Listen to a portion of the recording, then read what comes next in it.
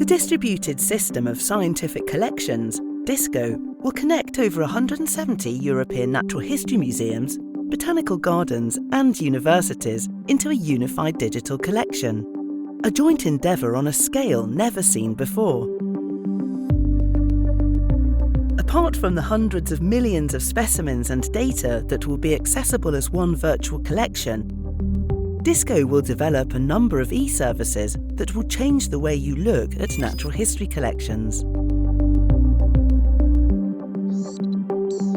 The services will help bring specimen digitisation to an industrial scale, improve physical and virtual access to collections, and catch up with the new forms of scientific data brought by the latest technology. Impressive, right? But let's take a look at those services. You'll probably interface the most with ELViS, not the rock and roll king, but the European Loans and Visits system, which is DiSSCo's main access point to its European natural history collections.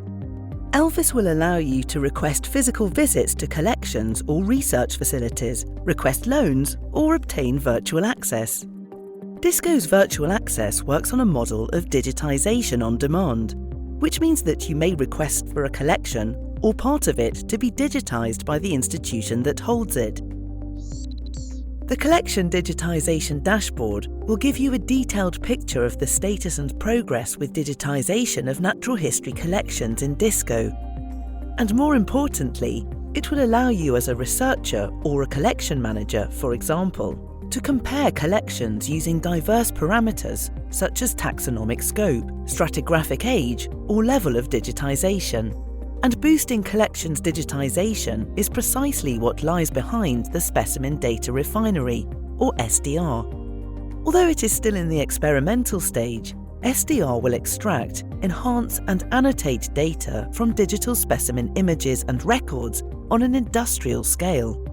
SDR services will not be limited to extracting data from a specimen's label, but also promises to measure features, provide species identification, or create linkages to other data, for example. The ample scope of DiSSCo will be supported by two more services, the Knowledge Base and the Helpdesk. The Knowledge Base will help you find all documentation related to DiSSCo, from training materials and best practices to technical documentation and guidelines. The Helpdesk will help you answer any questions related to DiSSCo services or access programs. Logically, some of the services of DiSSCo will ask you for authentication, and some will offer you different levels of access.